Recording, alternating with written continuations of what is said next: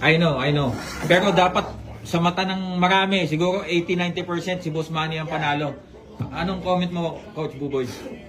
Sa akin talaga, panalong panalo. Opo. Pero ang hindi ko lang gusto yung magpalit ng corner sa taas. Yun talaga ako. Naiyak ako. Panalo talaga tayo.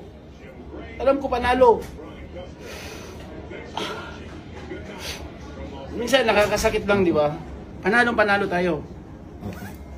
Ngayon, doon sa isang commentator o vlogger Opo. na nag-comment, nakita ko yung comment mo. Opo. Di ba sabi mo, pag dumating na si Pacquiao sa 5 round o pataas, di ba? Dinilat ng dila niya. O ngayon, pinatunayan niya ang laban. 12 rounds. Oo. Siya pa yung nag-dominate. Tapos sabi mo, dapat tanggalan ng lisensya si Manny Pacquiao dahil 46 years old na.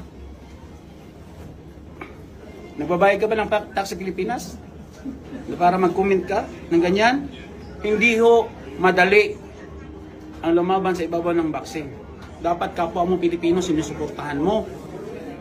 Hindi yung kapwa mo Pilipino dinidiin mo. Sa bagay, kapwa Pilipino naman natin na nagbinta sa mga dayuhan eh. Pero ikaw, vlogger ka, maniwala ka sa akin.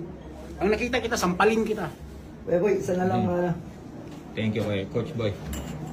And very, we know, highly emotional. Kasi,